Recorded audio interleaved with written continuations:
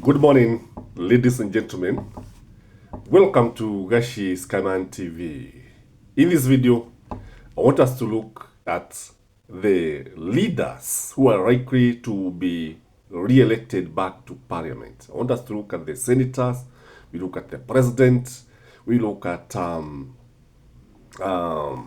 members of parliament, we look at the MCAs, we look at the woman rep, and we see who are these people who are likely to go back to parliament. Waswahili wanasema mgala muwe na haki mpe. When you look at the National Assembly and the Senate, we agree on one thing, that they are not doing a good work at all. They are not oversighting the executive. What they are doing is that they are in bed with the executive. They are not making laws as they should. There's nothing substantial we can talk about since this parliament came into power or came into office. When you look at the governors also, not much can be said about them, but there are still those who are doing good work. It is against this background that I want us to look at these leaders. Number one person whom I strongly believe is assured of his second term.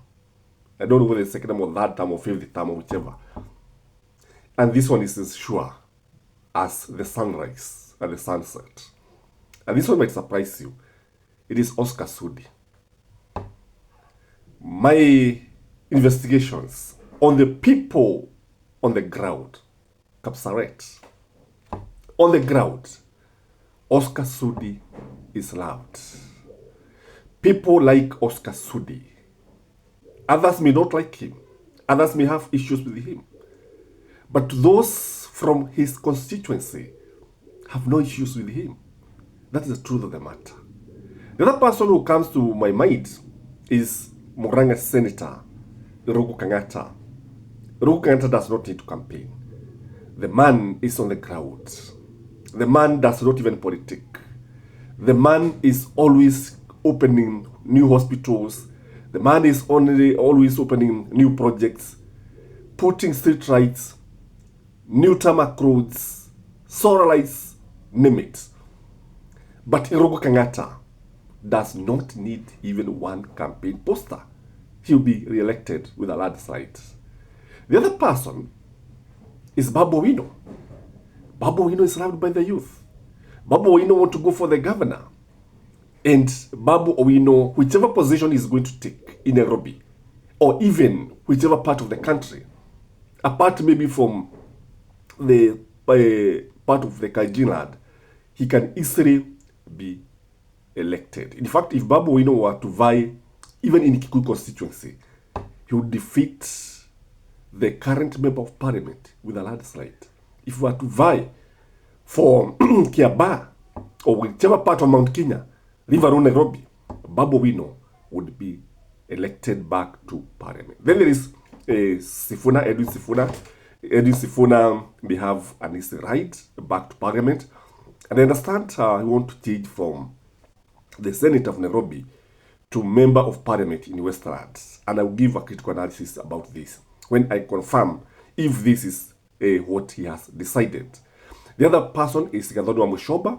Gathoni wa Mushoba is likely to go back to parliament.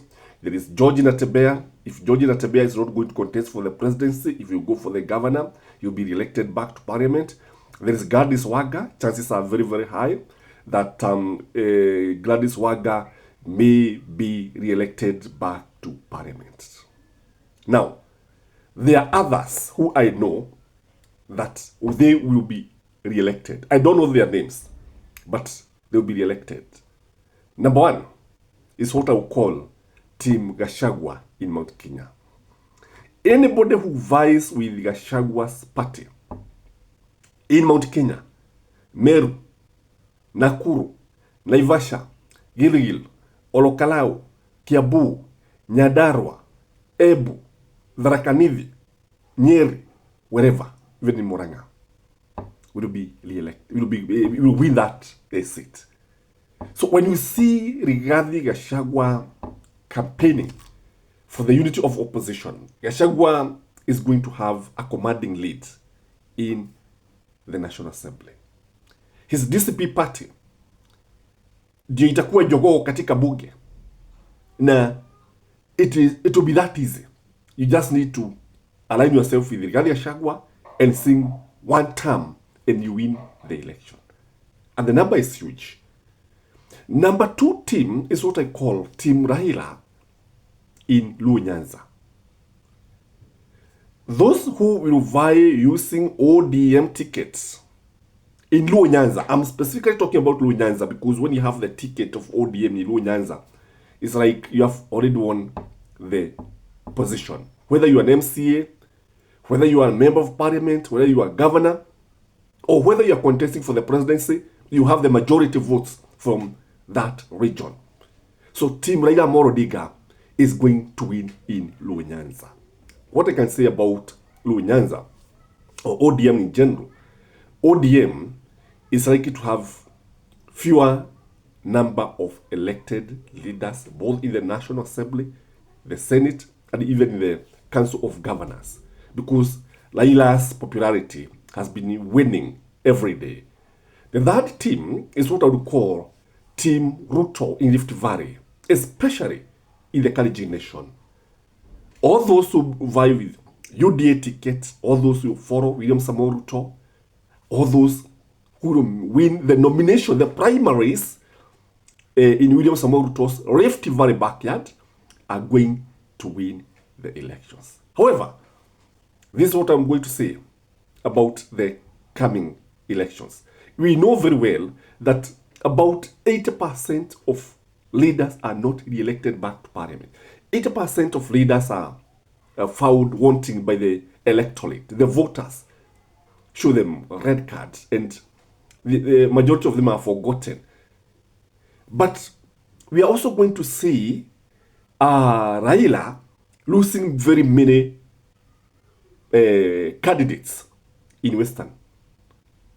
Western, he's going to lose.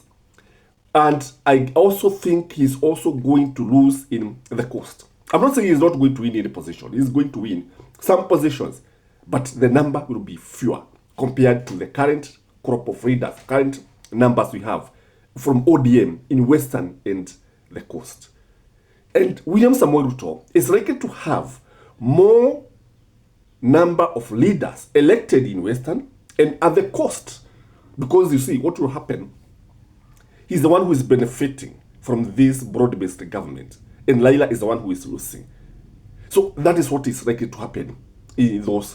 But the opposition is likely to command the numbers when it comes to Western, when it comes to the coasts. So Raila is going to lose to the opposition. Even if William Samoei Ruto is going to have some leaders, some candidates winning in at the coast and some in the Mulebe nation, the opposition will have the majority. When now you look at our leaders, that's why you see nothing much seems to be happening, because you see some of them, unajua ikifika mahali sasa unajua you will not be elected back to parliament, you don't bother so much. But there are those we know, I know, they know, you know, everybody know that they are going to lose. Who are these leaders? Who are they?